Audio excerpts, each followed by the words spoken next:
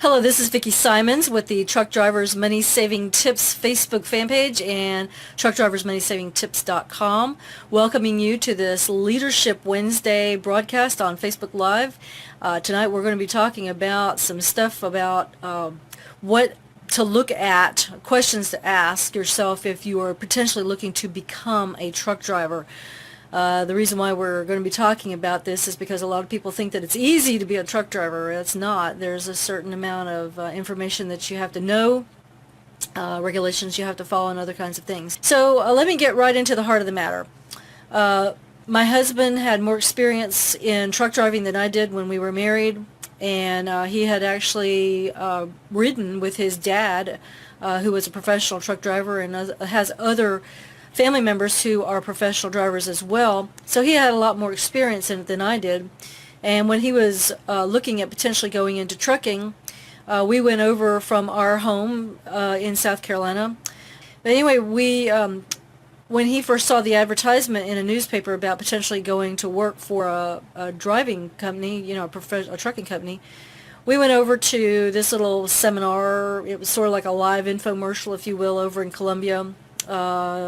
A recruiter for a well-known national trucking company was giving his little spiel there, and this was back in the early 1990s, and we were looking at maybe Mike going to work for them.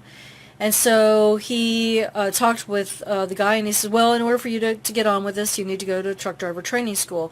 I'm not sure if they had their own training school at that time, but there was a recruiter there for a truck driver training school. And so he didn't want to talk with us right there. He wanted us to come to his office, so we arranged to go to see the truck driver training school recruiter.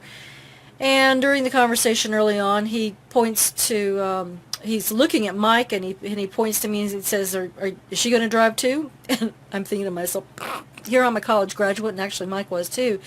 You think I can drive a truck? And he said, and that's what Mike said. He asked the guy the question, do you think she could become a truck driver? Something to that effect. And the guy said, if her feet can touch the pedals, yes, sir, I do. And that opened up a whole new way of thinking about this to me, because I had never even considered that.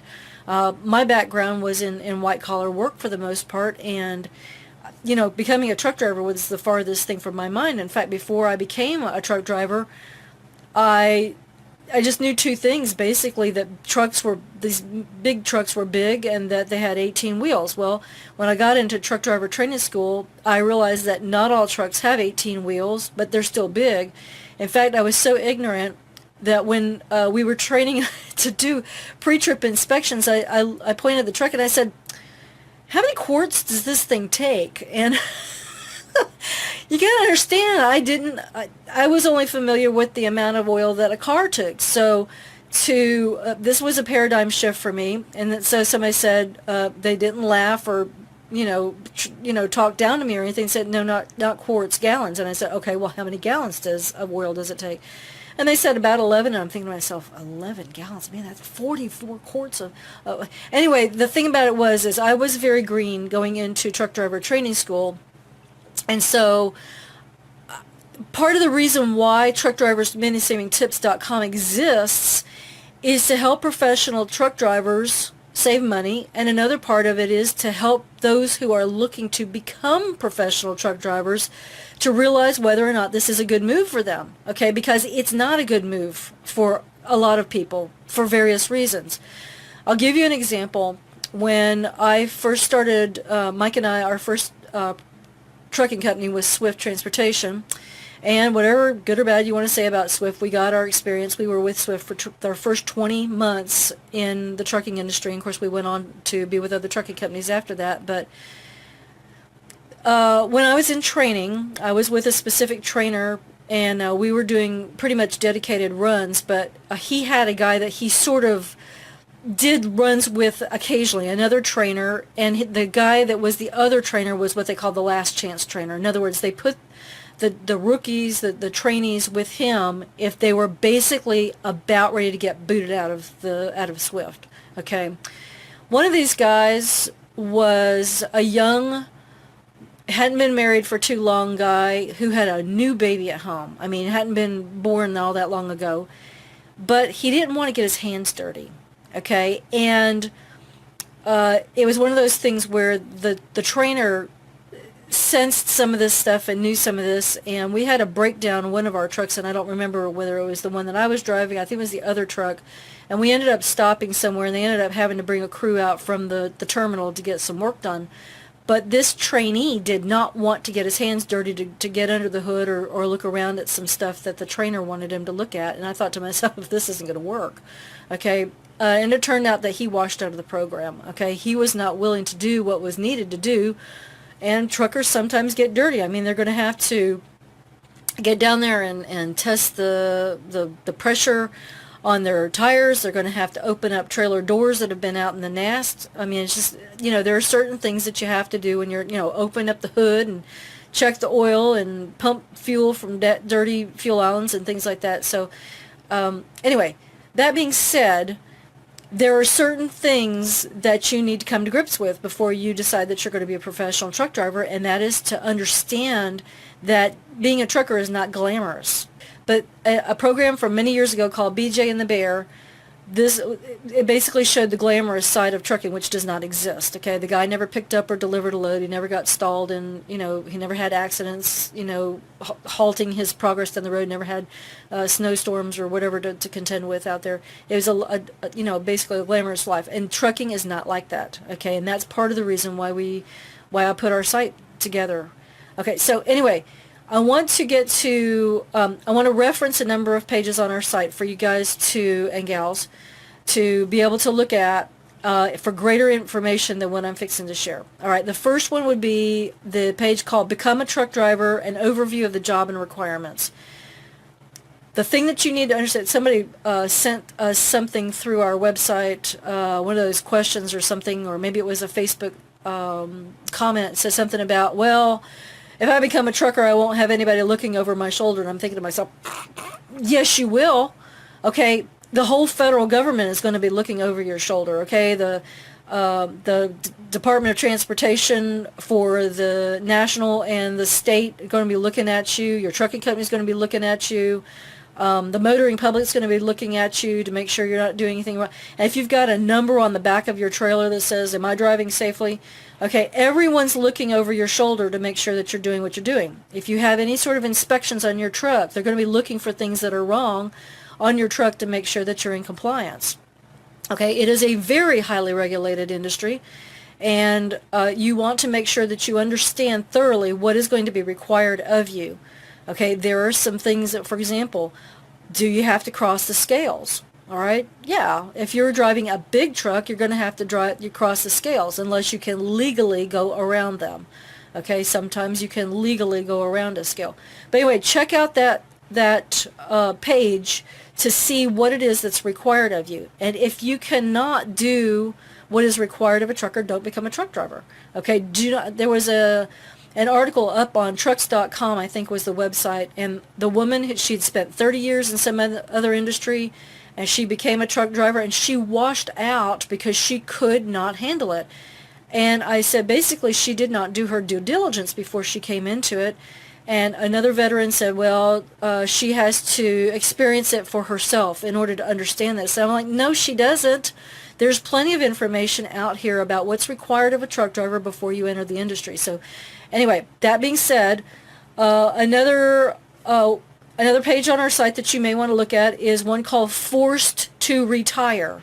Okay, there are a number of ways in which you can literally be washed out of the trucking industry. One is through being pointed out. If you have too many violations of one sort or another on your CSA score, okay, if you have too many points, you can be pointed out of the industry. Okay, whether you are in shape or whether you are a safe driver or not, if you're driving for a company that does not believe in keeping your trucks maintained and you have too many points on your CSA score, it's over for you.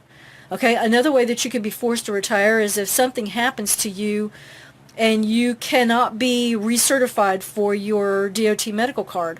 Okay, you can literally be overnight. You can be without a job overnight. Okay, so, and sometimes that's as simple as your blood sugar might be too high, and they say, well, we're not going to recertify you for until your blood sugar comes down, or whatever. There could be a number of reasons.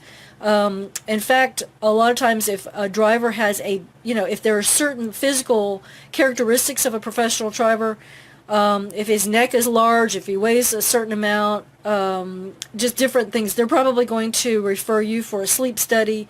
And if you don't want to be tracked that way, then basically you can't drive professionally. Some of that is required now. So whether you like it or not, the regulations are increasing for professional drivers, and in some cases you could literally be forced out of the industry. Okay, truck driver training school, and this goes with a couple of other pages on our site. One is called Being Exploited, the other is Free CDL. When you are looking to become a professional truck driver, sometimes people are looking to get into this industry because they can't do anything else. They can't find any other employment. They may, in fact, we have a friend who is a professional mechanical engineer. He has his PE designation, a professional engineer designation, and he has been fighting tooth and nail for 8, maybe 9 years to find some sort of gainful employment. Ever since the recession of 2008, it has been very difficult for him to find employment in his chosen field. He thought about becoming a truck driver, and I told him, I said, I did not encourage him to do that because I felt as though he had more going for him than that, okay, with his degrees and stuff. I encouraged him to do something differently. But one of the things that people get attracted to is to say, well, I can get my CDL for free. All I have to do is sign on with a trucking company, and they'll pay for me to go to school. Well, the thing about it is as the old saying goes, there's no such thing as a free lunch.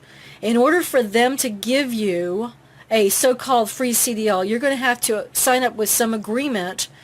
You're going to have to agree with them to drive for them for a certain period of time. You are putting yourself on the line that you're going to be driving for that company for X amount of time, whatever it is, okay? And different trucking companies may have different requirements. But the thing about it is, consider this, okay? If you are driving, if your paycheck is dependent upon your completion of a program, then they hold all of the cards in their hands, okay? The person who holds your ability to be issued a CDL, your livelihood, and the one who's paying you at the same time, they hold all the cards. You hold nothing, okay? And they can literally send you out thousands of miles from home and hold you hostage without any miles.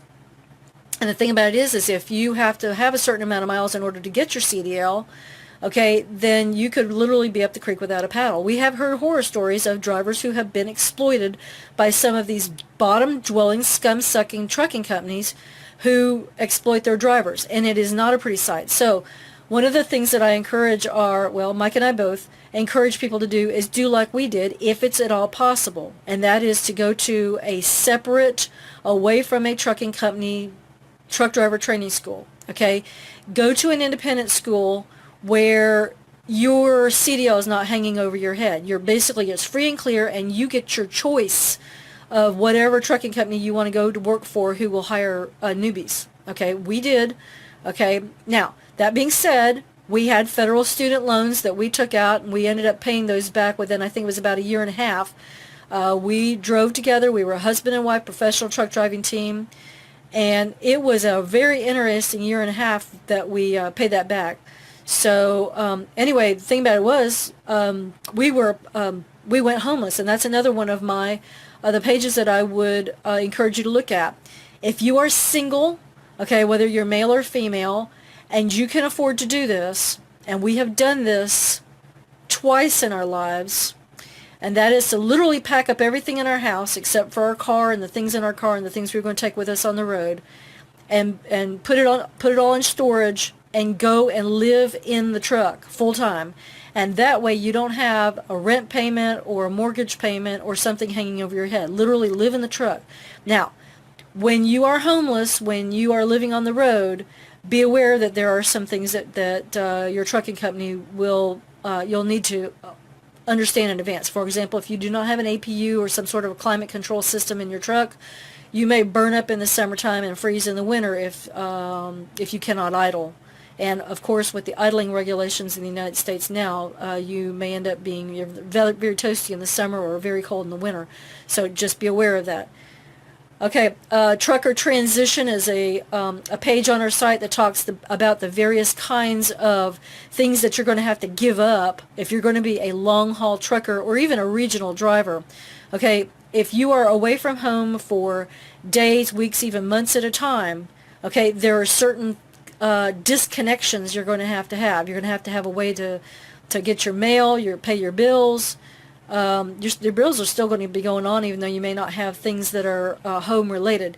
So anyway, my question is, okay, are you physically capable of doing the job of trucking? Are you mentally ready for the change that's going to be happening if you are a regional or long haul driver? Okay, things are a little different for a local driver. Okay, you may still be at a house, but there may be some things that are going to be required of you. I do not know all the different kinds of local jobs there are for truckers, and I'm talking about big rigs, not small trucks. There may be a slightly different situation for the smaller trucks like the Class A and Class B trucks, the Class B and Class C trucks, but the Class A trucks, if you are a local driver, chances are, for example, a lot of your flatbeds pick up and deliver certain things that are within a certain geographical distance from a home terminal of some sort. My husband drove trucks where he was hauling a flatbed with dimensional lumber and other kinds of building materials for 4 years. There is a certain amount of physical strength that is required of you if you're going to be strapping down those loads and tarping them. Okay, I would personally not be able to lift a tarp weighing 100 pounds up on top of a flatbed rig. Okay, I do not have the physical strength to do that, so just be aware that there's some strength. Do you have the strength to do it? Do you have the mental understanding of what's going to be required of you? Do you have a family that is needing to have you back home to be present in the house? There are a lot of things to consider, so please be prepared to ask to answer these questions when you're getting ready to go on, to take a job as a trucker. Different kinds of trucking jobs have different kinds of requirements, so do your due diligence first, please.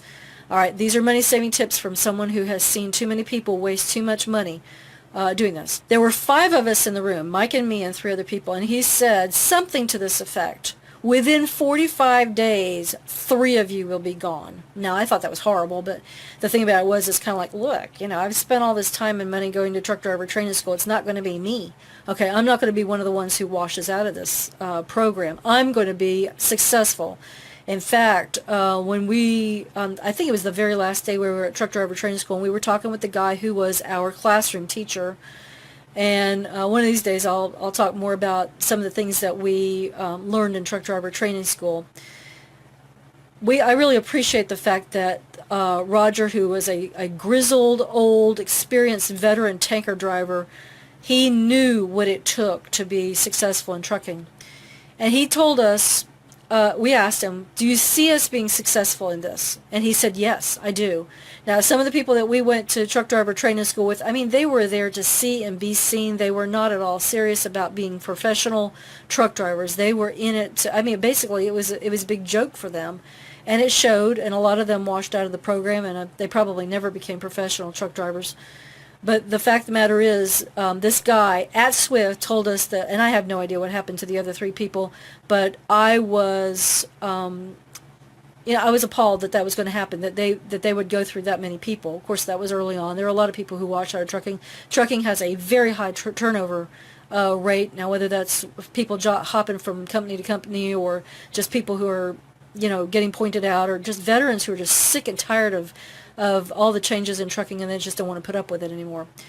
Another thing that you need to bear in mind is you need to make sure that your rig is safe and legal and in compliance before you drive. Okay?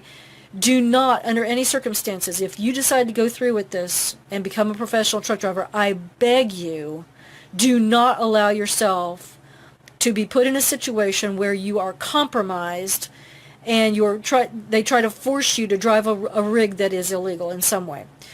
My husband Mike was driving for a staffing company last year, and one of the places where he was assigned to go drive as a substitute driver, probably filling in for somebody who was on vacation, but it could have been sickness or somebody, needing to be attending a family matter or something. But anyway, he got to the yard, and it turned out that one of the tires on the tractor was flat.